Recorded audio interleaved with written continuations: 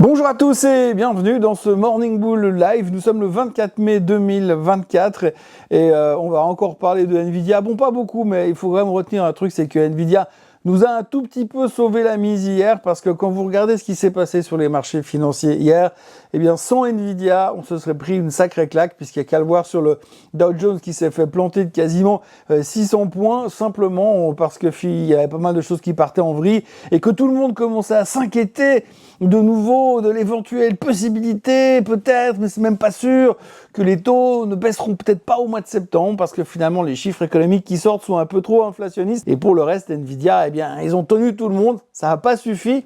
La plupart des indices terminent dans le rouge, mais encore une fois, eh bien, c'est Nvidia qui nous aura un petit peu sauvé la mise.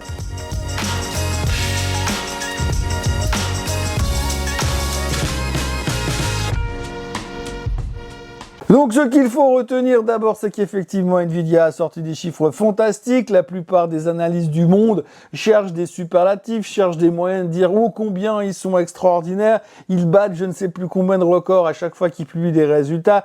Là en l'occurrence, ils sont devenus l'action la plus détenue dans les portefeuilles retail du monde. Donc ils ont passé devant Apple, devant Microsoft tranquille. Il n'y a plus que la grande question qui se pose, c'est quand est-ce qu'ils vont enfin réussir à devenir la première capitalisation boursière mondiale. La question est ouverte, mais ça ne devrait pas prendre longtemps. En tout cas, quand on écoute les commentaires globaux, on se pose pas trop de questions quant à savoir si réellement ça va se réaliser. Donc, superbe journée pour Nvidia, plus 9%, au plus haut de tous les temps, bien sûr. Enfin bref, tout va bien du côté de l'intelligence artificielle. Par contre, après, quand vous regardez le reste, vous regardez le SOX, par exemple, l'indice des semi-conducteurs. Hier, il terminait en baisse. Bon, d'accord, 0,02% de baisse, mais quand même, c'est une baisse. Alors, quand vous avez Nvidia, qui est quand même le majeur acteur du secteur, qui termine en hausse de 10%, tout le reste, quasiment, était dans le rouge. AMD se prenait 3% dans les dents, Texas perdait 2,5%. Donc, on voit que c'est Nvidia.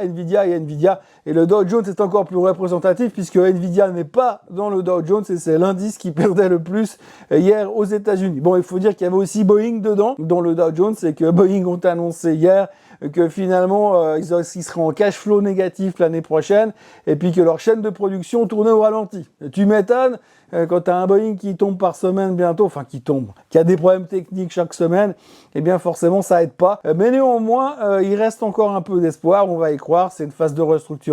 Ça prendra un peu de temps, bien évidemment, mais enfin bref, le Dow Jones a vécu une sale journée à cause de Boeing et du fait qu'il n'avait pas de Nvidia dans le Dow Jones. Donc du coup, c'est un des thèmes qui arrive. On est en train de dire on va sortir Intel du Dow Jones et puis y rentrer Nvidia, comme ça représentera un peu mieux la réalité du marché américain, ce qui semblerait bien évidemment la moindre des choses au vu des performances stratosphériques du roi de l'intelligence artificielle. L'autre sujet du jour, c'est les minutes. Oui, encore elles, on pensait qu'on en avait fini après mercredi soir, mais non, c'est pas tout, parce que vous savez, quand vous avez un rapport qui vous tombe sur la table avec 20 pages à lire, écrit en Arial 2, forcément, ça prend du temps à lire.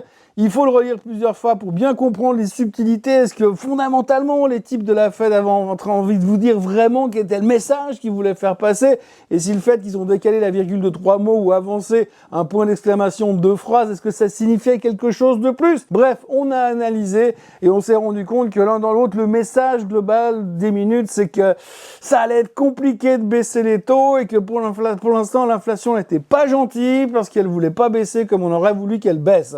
Résultat, ça va pas être simple de baisser les taux. Donc ça a mis un tout petit peu la pression sur l'esprit de se dire ah vivement que les taux baissent au mois de septembre. Je vous rappelle que hier matin on parlait d'une probabilité de baisse des taux de 65%. Ce matin, boum, 50. Ça continue à baisser. Bref, donc on y croit de moins en moins. Et en relisant plusieurs fois les minutes, on s'en convainc encore plus. Ce qui est assez drôle, c'est que finalement, on revient toujours à la même chose, mais ça, personne n'en parle. Les minutes du FOMC meeting sont le résumé de ce qui s'est passé dans une salle à Washington il y a 3 semaines en arrière, à savoir la nuit du 30 avril ou 1er mai. C'est comme dans le Cluedo. Et donc, ils ont pris des décisions, ils ont écrit des textes basés sur ce qu'ils savaient et ce qui s'est passé jusque-là. Ensuite, il y a eu plein de trucs plein de chiffres, des CPI, des PPI, des chiffres de l'emploi, etc., qui nous ont fait changer notre mindset. Mais nous, on continue à se persuader que ce qui s'est passé lors des minutes, c'est vachement important. Alors que si les mecs avaient su, peut-être qu'ils n'auraient pas pensé ça. Bref, je dis ça, je dis rien, mais visiblement, je dois être le seul à le penser. Donc, on s'est excité pour les minutes du FOMC meeting, on s'est inquiété en se disant, c'est pas avec des minutes pareilles qui vont nous baisser les taux. Puis du coup, on s'est quand même rassuré avec d'autres chiffres économiques, on a corroboré nos théories brillantes, théories qu'on change à peu près toutes les 24 heures, mais nos théories brillantes dans nos têtes, et on est arrivé à quelle conclusion? Et la conclusion que, effectivement, ça allait être difficile de baisser les taux parce qu'en plus, on a été chercher les PMIs et on est allé chercher les jobless claims. Vous me direz, les PMIs, on n'en parle quasiment jamais. C'est vrai, vous savez, dans les chiffres économiques, il y a un truc qui est assez intéressant, c'est que dans le monde de la finance, tout d'un coup, vous avez des chiffres qui deviennent prépondérants. Et puis tout d'un coup, on se concentre plus que là-dessus et on oublie les autres. Et puis tout d'un coup, on revient sur les autres et on oublie ceux d'avant.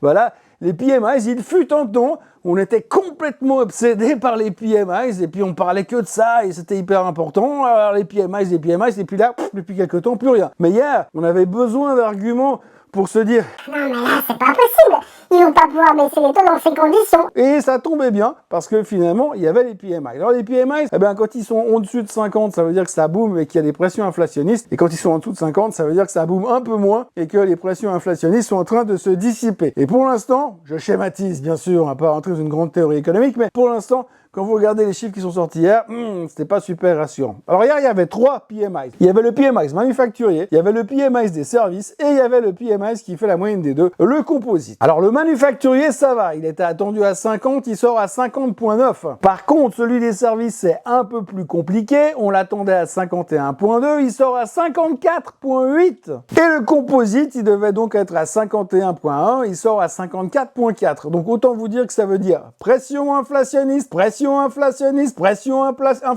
Et c'est pas le baril de pétrole qui a perdu 30 cents hier qui va compenser ces pressions inflationnistes. Résultat, panique.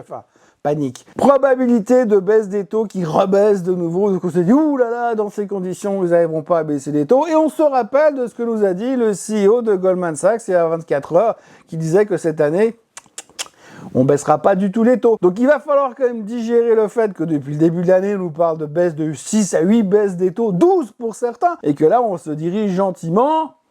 On arrive bientôt au mois de juin, c'est le milieu de l'année, en direction de 0 baisse des taux. C'est la crainte. Alors pour l'instant, il y a encore de l'espoir qu'on baisse les taux au mois de septembre.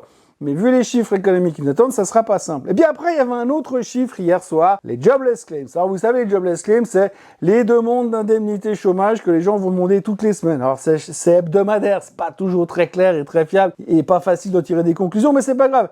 Nous, on arrive à en tirer des conclusions. Et ce qu'il faut retenir, c'est que Monsieur Powell, souvenez-vous, il y a quelques mois, il a dit que si vraiment il y avait un truc qu'il fallait faire attention, c'est que si l'emploi venait à collapser, là, il pourrait tout arrêter, baisser les taux en disant on s'en fout de l'inflation, concentrons-nous sur l'emploi. Il pourrait le faire, conditionnel, c'est même pas sûr.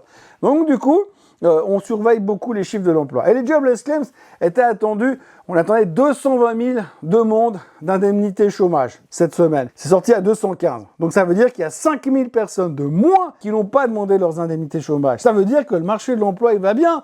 Et si le marché de l'emploi, il va bien, Powell, il n'y a pas de raison de baisser les taux. Ou en tout cas, pas de raison d'utiliser cet argument pour baisser subrepticement, violemment, les taux, en nous prenant par surprise. Alors vous me direz, ouais, 5000 personnes sur 360 millions d'habitants, c'est pas très représentatif non plus. Oui, c'est vrai. Mais en même temps, je vous rappelle quand même qu'hier, parce qu'il y a 2 cas de grippe aviaire, ils veulent lancer une campagne de vaccination dans tout le pays. Donc, bref, ceci expliquant cela. Bref, donc 5000 personnes de moins.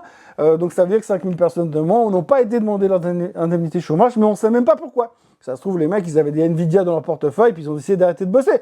C'est une suggestion. Donc voilà, ces chiffres économiques nous ont fait peur, que ce soit les PMI, que ce soit les jobless claims. Le rendement du 10 ans est monté à 4,46. On repasse au-dessus de la moyenne mobile des 50 jours. On donne l'impression de vouloir repartir de nouveau à l'assaut des 4,5. Puis, donc, qui sait, les 5% de rendement sur les 10 ans américains, ce qui voudrait dire que si on arrive à ces niveaux-là, c'est que le marché ne price plus une seule baisse des taux en 2024. Voilà, pour le reste, eh bien, ce matin, l'Asie, ils sont en baisse parce qu'ils ont vu les chiffres du PMI et ils ont vu les jobless claims. Le pétrole est en dessous des 77 $ et continue de s'effriter. Le plan qui devait se dérouler sans accroc de M. Biden se déroule donc sans accroc. L'or revient à 2331. Et puis, Il y a quelques heures, la SEC a donc autorisé l'ETF sur l'Ethereum. Alors, il y a quelques semaines, c'était mission impossible. Cette fois, c'est officiel. Ils ont le droit de le faire. Ça a été validé dans la nuit. Je crois qu'il y a 7-8 heures en arrière. Et alors, formidable, c'est ce qu'on dit, la SEC a donc craqué, deuxième ETF autorisé sur les crypto-monnaies. C'est vrai que quand vous regardez Gary Gensler, le patron de la Fed, il ressemble à un pitbull, mais à la fin, ça reste quand même un gentil Golden Retriever. Et finalement, eh bien voilà, on a un nouvel ETF sur les cryptos qui va arriver sur le marché. L'Ethereum n'a pas bronché sur la nouvelle, il vaut toujours 3800 $. Et puis on terminera avec les chiffres du jour. Alors aujourd'hui, il n'y aura pas grand-chose. Il y aura Thomas Jordan de la BNS qui va parler, youpi. Il y aura également le PIB en Allemagne. Et il y aura surtout les chiffres de l'Université du Michigan qui sortiront sur la confiance du consommateur. Alors ce chiffre-là, globalement, je vous parlais tout à l'heure des chiffres économiques dont on se fout régulièrement. Eh bien celui-ci fait partie des chiffres qu'on regarde jamais. À l'Université du Michigan, ça fait longtemps que les gens ont compris que ce truc, c'était pas très très clair. En l'occurrence, si vous regardez comment est calculé le sondage de la confiance du consommateur, c'est à mourir de rire parce que quand on parlait des 5000 personnes, ça représente pas les Américains. Là, c'est un sondage sur 1000 personnes, donc c'est encore mieux. Et puis encore, seulement dans une seule région des États-Unis. Bref, il y a un sondage au niveau de la confiance du consommateur qui sort toutes les 3 semaines ou tous les mois à l'Université du Michigan. Et le mois dernier, quand il est sorti, celui-là, on s'est rendu compte qu'il y avait un effondrement de la confiance du consommateur. Alors, c'est pas très représentatif, mais si aujourd'hui, ça continue à aller dans cette direction, je suis pas sûr que ça fasse monstre plaisir au marché. Voilà ce que l'on peut dire aujourd'hui. Donc on a viré notre QT par rapport au taux de nouveau, on a retourné encore une fois à la veste, plus ou moins. On a des doutes qu'on n'avait plus vraiment lundi matin. Par contre, on est rassuré parce que Nvidia, c'est les champions. Et on en est là pour l'instant. Donc on va finir tranquillement notre semaine en pente douce. On a un week-end ensoleillé qui se prépare, semble-t-il. Je vous ferai quand même le Swiss Bliss malgré le soleil, vous inquiétez pas. Donc on se retrouve forcément pour le Swiss Bliss. Entre deux, n'oubliez pas de vous abonner à la chaîne Swissquote en français. N'oubliez pas de liker cette vidéo, n'oubliez pas de la partager, n'oubliez pas de la commenter. Et n'oubliez pas de revenir lundi matin pour la suivante, parce que même si lundi matin, ça sera Memorial Day aux États-Unis, donc marché fermé, je vais quand même bien trouver des trucs à raconter. Et puis au pire, je vous raconterai mon week-end. Passez une excellente journée, un très bon week-end à vous. À tout bientôt. Bye bye.